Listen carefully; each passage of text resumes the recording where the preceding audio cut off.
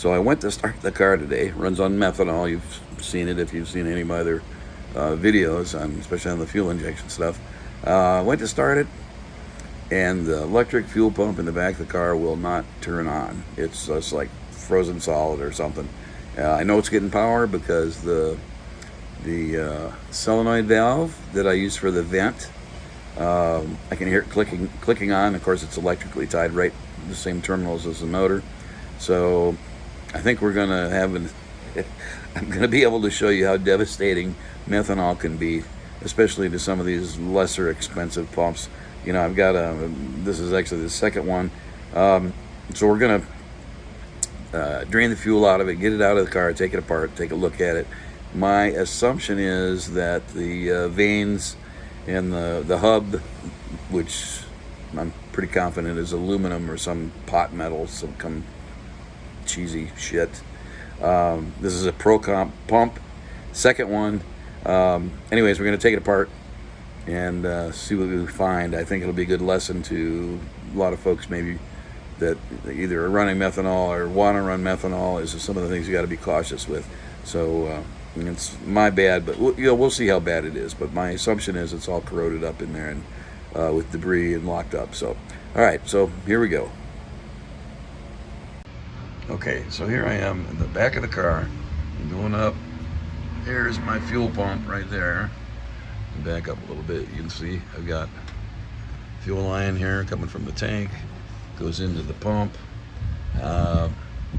Bracket is goes up to the frame, and then under here, you can see I've got a little drain elbow that I put on here so that I can drain the fuel out. So I'll be get something under there, and I'll drain the fuel out, and we'll get this thing out here and see what the damage is on this pump here. Anyways, more to come. Okay, and just a note for those of you that might be, saw that little drain I had there. That's typically where the regulator may go. Guys might say, well, you're not running a regulator, you're pumping the fuel straight through. That's true, and I don't need a regulator, pressure regulator, because this is a recirculating system, right? The fuel is pumped free flow from the tank up into the surge tank, and of course to the mechanical fuel pump. And what doesn't get used when that surge tank gets filled up, once it gets almost to the top, the fuel just drains right back into the main tank in the back of the car. So it's a circulating system, just like you have on a lot of present-day fuel injected automobiles. So, anyways, here we go. I'm going to get into I got to drain the fuel out. It'll be a bit, and we'll see what we get here. Be back in a few. Okay, so here's the pump. I got it removed from the car, and of course, some of you will recognize that this is an inexpensive kind of a knockoff pump, I guess, rated at 400 gallons per hour. And you can see, though, it's like, I just put it in. It's not that old. I don't have hardly any time on it at all. But anyhow, let's go ahead and we'll get into this and see what we can find. And just so in case we need it later, I'll just put a little witness mark on here, just so we get that cover back on the same place. Just 4 screws, and of course that'll expose that the vanes inside there. It's got a drum and some vanes.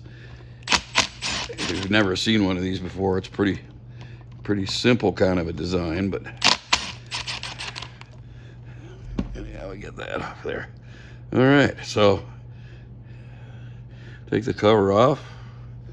Okay, so this is an end plate for the end of the vanes, and look at that, it's all corroded up in there. So it's just, yeah, it is locked up solid. Let me zoom in there for you. You can see it a little bit better maybe.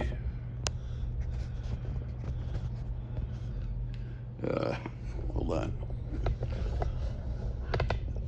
Not rocket science, we've got the technology. All right, so there you can see, all right, how corroded it is. And this has got, just nasty stuff on there. So I'm not sure what I can do to break that loose. It's obviously just from sitting, so what I'm going to try and do is, of course, this drum, the drum is keyed. It's actually a D-shaped shaft, so the drum spins with the motor, and then these little slots have these little stainless veins in there, and of course centrifugal force makes them come out, expand in this big area, and then compress. So what it does is it pulls the fuel in across like that. Actually, the pump actually goes this direction, so that we will be turning in a clockwise rotation this way. Okay, so let me pick at this a little bit, and let me see if I can't find a way to loosen that up and get that lifted out of there. Okay, so what I think I want to do is I'm going to spray this down with some brake parts cleaner, see if we can't get some of that stuff loosened up a little bit, and then I'll see if I can get some pliers and needle nose and maybe just kind of wiggle that back and forth a little bit to lift that out of there. All right, we'll see what we come up with. All right, I've got some long needle nose, and I know there's probably guys that are just cringing at me doing this like this, but to be honest with you, I don't know how else to grab it. So we'll get this in here.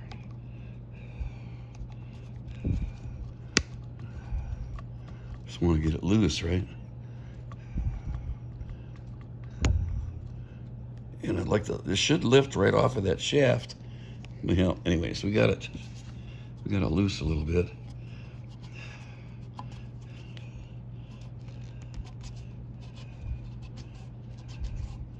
All right, well, it'll take more. So all the credit in there, because that's corrosion from the methanol, right? It just, the methanol gets in there, and when it sits, of course, methanol has, it carries an oxygen molecule, I'm sorry, an oxygen atom in the methanol molecule, so that, when it sits in there, it just oxidizes. So anyhow, I'm gonna work on this some more so we can get this loose. Okay, so I've sprayed it a little bit. I'm gonna come in with this little dental pick and see if we can't loosen these veins a little. And those babies they're in there good. And I just broke the end of that off in there. All right. The only thing I can think of maybe is soaking this in some solvent and see if we can't loosen that up. Now, I've had these apart before, one similar to this, and this drum just slips over the end of this motor shaft. It doesn't, there's no set screw, there's no retaining clip. It just floats on that shaft. So I'll try spraying some more penetrant down there and see if we can't maybe get it so we can at least lift that drum out of there. If we can get the drum lifted out, we can work these the veins out, clean it all up, and put it back together. I mean, the wear ring, this is the wear surface here. There's really nothing wrong with that. This hasn't run enough to wear it at all. So, okay, well, let me work on that some more. Okay, so I was able to, what I did is I took a punch and I just tapped the end of the shaft lightly a couple of times, and then I went in with my good needle nose pliers. I was able to lift that out. So we'll pull the rest out here in a second. But if you've never seen these before, these Knipex pliers, these things are awesome. They're made in Germany, kind of expensive, but I highly recommend them if you do a lot of this kind of stuff. So they're made really well. So we'll see if we can pull this up the rest of the way. Yep, it's out of there. Okay. All right. So looking down in the hole, I don't really see anything other than a lot of debris in there. And the motor seems to turn. We'll test the motor, make sure it runs. But okay, so I'm going to set that off to the side for now. Now I got to concentrate on this guy. So, all right, I want to make note. There's a recessed area here that goes down. This flat area here is facing up. So now I want to try and get these blades out of here, these vanes. So I'm gonna make probably get a little block of wood and a fine punch and see if I can just tap those down. Let me get to that here. All right, so I didn't like the little block of wood idea I had. So I've got it in the vise here, very lightly clamped, and I got a punch. I just want to lightly tap on that and see if it'll come loose. And I don't like that. I'm gonna get a it slipped in it.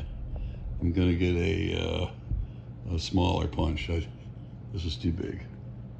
So back with that in a second. Okay, I got a smaller diameter punch, little guy here.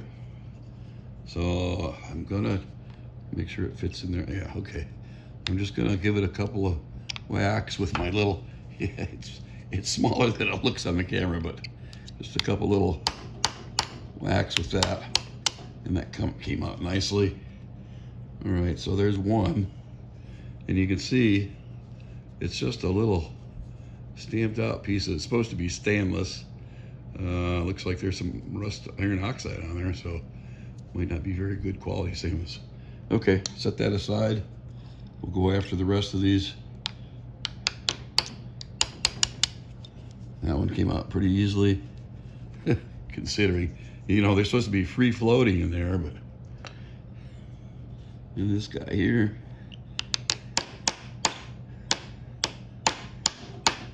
That one's in there pretty tight there. Let's see what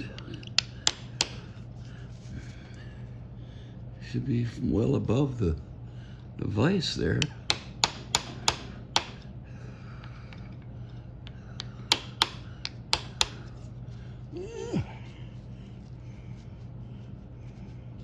And I'm sorry, my camera keeps drifting down a little bit.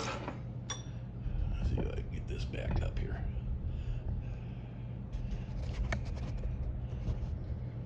All right, so that's 3 of the 6. Rotate this around. And again, I'm not putting a lot of pressure on it, just enough to hold it in there snugly.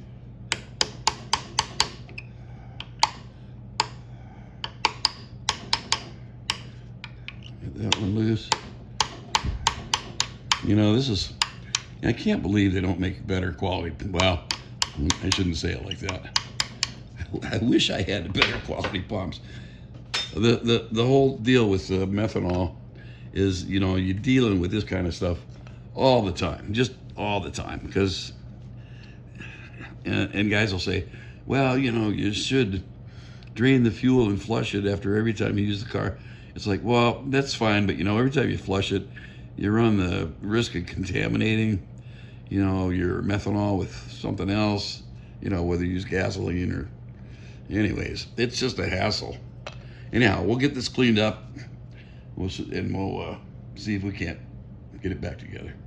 Okay, so what I decided to do is try cleaning this stuff up with my ultrasonic cleaner. Now, the grates are kind of coarse in the bottom of this. I'm gonna just spread the veins around in the bottom. All right, we'll drop this in. Put the lid on it. Now it has an automatic timer. It'll run for 30 minutes, and we'll come back and take a look at it. Back in a bit. Okay, so while the drum or the rotor and the vanes are in the ultrasonic cleaner, let's take a look at what we found out inside this thing here. I'll zoom in on this a little bit. Yeah. It's hard to get a good cameraman these days. Okay, so look at all the crap in there. So if you went And you can pick at this stuff and look at it. It's, you know, what I think this is corrosion from the aluminum or the pot metal, whatever the rotor is made out of, and possibly some of my fittings. Now there's quite a bit of that stuff in there. You can see that. This is my dental tool from back when I was in dental school. Ha! I never went to dental school. Anyhow, I'll blow that out of there. Actually, I think I'll vacuum it out of there. And then we'll get a swab with some solvent on there. I got a couple of swabs. I'll put some solvent on there and we'll clean that out. All right, so now I vacuumed out all that dusty debris. I'm gonna hit this with some brake cleaner. A couple of shots there, and just swab everything around in here. This whole sides, down in those ports. And then I'm gonna dump this out, this debris, this extra here. There. You got a few other spots to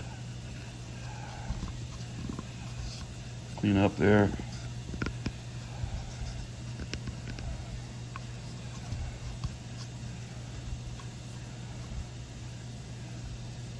All right, well, see how that looks. Still a little work to do on it. However, I do notice there's no wear on this. I think this is a Delrin sleeve in here. You know, it's like a nylon kind of a thing, but very durable. Anyhow, I think I'm going to clean it up a little bit more, and then I'm going to just hook the motor up to 12 volts just to make sure the motor is still running right. Okay, so I finished cleaning out the inside of the pump housing there, and this Delrin sleeve. Cleaned it all up. Put a little drop of oil on the motor shaft. I mean, it's sealed, but figure, well, maybe some oil will migrate down in there, and just cleaned it all up. So anyhow, we're in good shape. Now I want to make sure that the motor runs, because if it was stalled for any length of time, you know, there's a possibility of burn one of the windings up in the motor. So rather than make a big deal about it, we've got the technology right here. Look at this. So I've got the battery from my little impact driver I just undid. Now granted, this is 18 volts. The motor is only 12 volt motor, but for a very short period of time it'll be fine. It's not going to hurt it at all. We just want to make sure that it runs. So I twist these wires. On these batteries, it's marked plus and minus. So red is positive, of course. I'll stick that in there. See if we can't make a connection. And then I might have to hold that. And then we'll touch the black one and see, oh, look at that. It's got lots of torque. All right. Very good. Okay, so the motor is functional. So that is good. That is good. I just put that tape on there so you can see it if it started to turn. So, okay, so what we'll do now is we'll wait for the parts to come out of the ultrasonic cleaner. Hopefully they clean up. And we won't have to do anything much more to them, maybe polish them a little bit, but because we want those vanes nice and smooth so they slide in and out, because if it's spinning, obviously they're sliding in and out of the slots on that drum or that rotor. So, all right, we'll be back. All right, so the ultrasonic cleaner just stopped, and I'm gonna go over here and grab them and pull.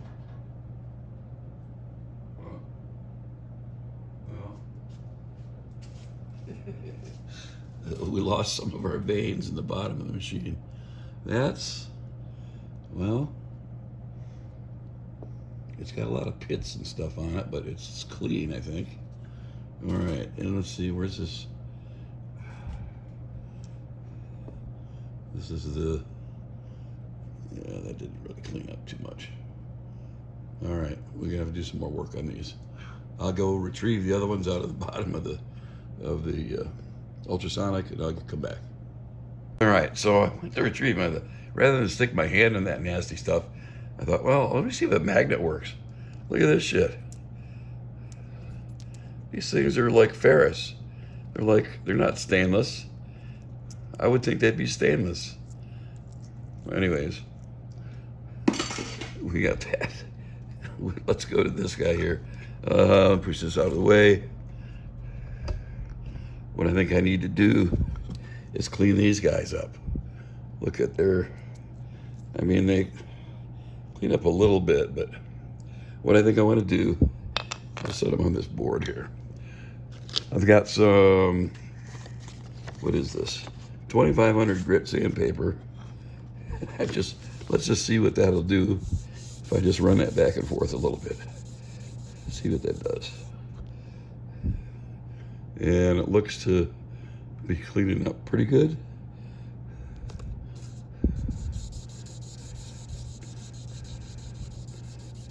This is 2500 grit. There's obviously some pitting on there, but the heavy debris came off. I wonder if I should try. Well, I don't want to make the surface of these rough because they got to slide in and out easily. But I think maybe the thing to do would be the old school. You know, when you're doing fine stuff, you put a little drop of oil on your stone. Although this isn't a stone, but and then rotational motion, and that should clean that right up.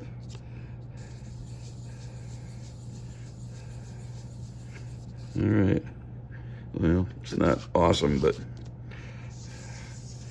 we'll do this on all of them, then take a better inspection of them and see if it's gonna work or not.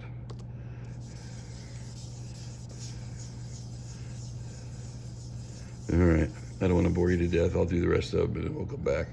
All right, so I've cleaned these all up about the best I can do.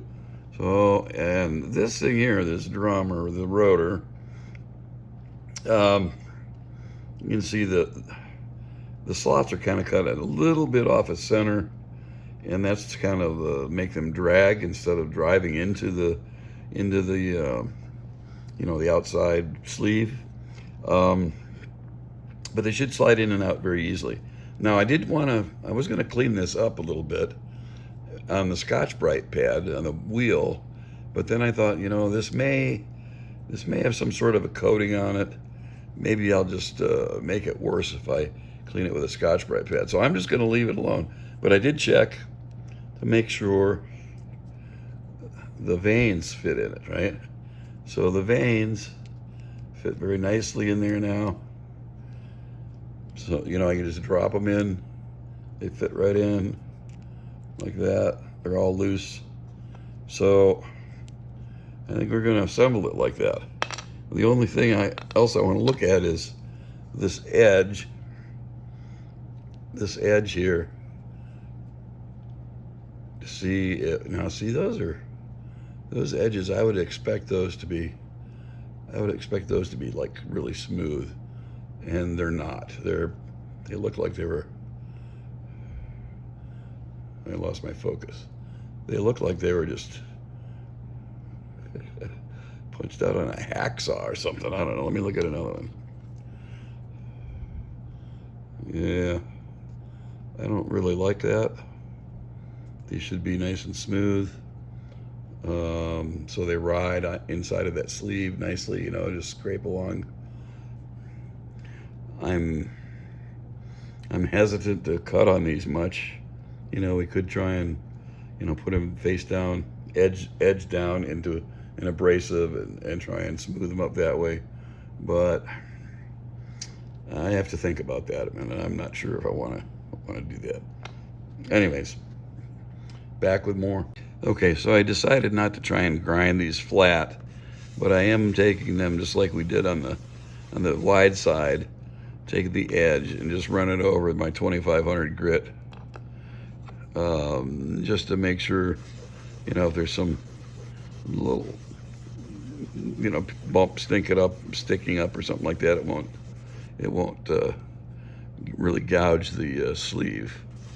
the inside of the pump sleeve. But these are all looking the same though. They all have this kind of a striation there. You know, they're not perfectly flat. I think I would want to see them perfectly flat, but there may be a reason for that I'm not aware of. You know, something with the coefficient of friction on it, but I wouldn't think they'd seal perfectly like that. So anyways, I've got these all done. I'll put it together here in a minute.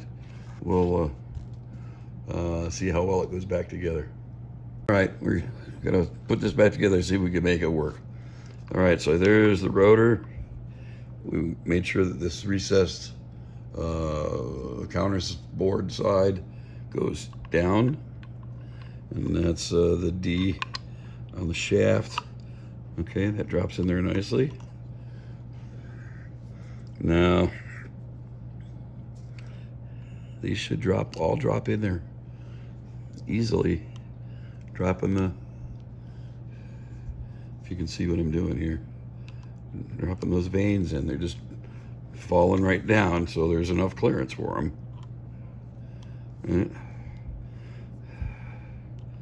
Every one of them. Okay, now that one, there we go. Now I think I do want to put, just for giggles, a little oil around there. And what I want to do is I'm going to spin the motor up with it like this, and just so I can see that they're all sliding out the way they're supposed to. All right, that's just a little rag there. So I'm going to go back to the battery that I had, and hopefully this won't be a catastrophe. If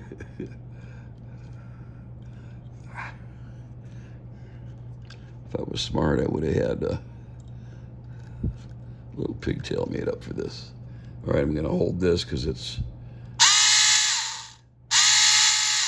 All right. That looks to be working. All right. So, I think we brought it back to life. Now these pumps, you've seen them. You can see that, like the Barry Grant version of them is like, I don't know, $700 or something like that, maybe more. This is obviously, you know, one of these. Like I said, you've seen them. They're, you know, they're kind of a, I don't know if you call them a Chinese knockoff or whatever, but obviously the components, the fit and finish isn't maybe as good as it could be, but it's what I got. It's what I'm running with right now. So I cleaned this out. This cleaned off really easily with that same 2500 grit sandpaper like I did on the veins. So that just fit on there like that. That's just the end plate. And then this one on, see, I had a witness mark on there. There's my little black mark. There's my little black mark, so it went like that. And we'll just put the thing together. I think we saved it from the scrap heap.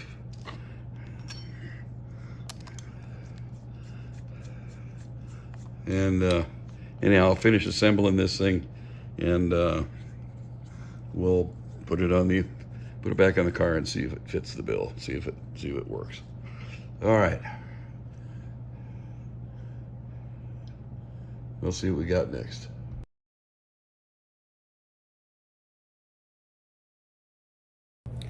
So there you go. We got the pump put back together, brought it back to life.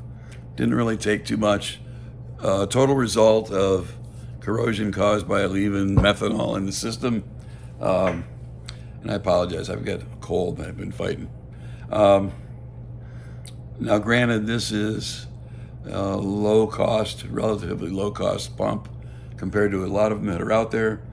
To be honest with you, I've never been inside of one of the very expensive ones to know if, you know, they use better components or not. If I were to design a pump like this, I would use real stainless vanes and the drum maybe stainless or maybe brass, but whatever pot metal that is, it's obviously a cheap substitute. The methanol just eats it up. And as I recall, the advertisement for this pump said it was good with for use with methanol. So the other thing, I want to make a correction too. So I had said that was a Delrin sleeve inside that pump, and after I got it all cleaned up and started looking at it, it's actually a steel sleeve. It's a hardened steel insert in there. Not that that makes a lot of difference, but I just want to clarify that it wasn't Delrin at all. Anyhow, that's all I've got for today. Maybe this will help somebody out. If you got a pump and you don't want to spend another, I don't think this was, I don't know, $250 or something like that. For the less expensive one, if you don't want to, or you can't afford to spend, I've seen some of them $800, $1,000, $1,500 for these. Some of these pumps are absolutely ridiculously priced, my opinion. But anyhow, if you got one like this, now you see what it looks like on the inside. There's a good possibility you could repair it yourself and make it work again. And I do think, like I said, I think this is actually called a Pro Comp. Not sure. It's been a little bit, but I think you can order replacement parts of it. You needed to order a new drum for it, the rotor. I'm not really sure the right terminology for it. So, and the vanes and the gasket and such like that. So, anyways, I hope it helps you out. If any of my content is good for you, helps you out at all, please consider liking and subscribing to my channel. And again, if you want to just buy me a cold beer, there's a link down below. You can click on it. You can send me a cold one if you want. All right. Hey, thanks everybody. Hopefully I'll get over this cold, and the next video will be a little bit better than this one. All right. Take care. Thanks for watching.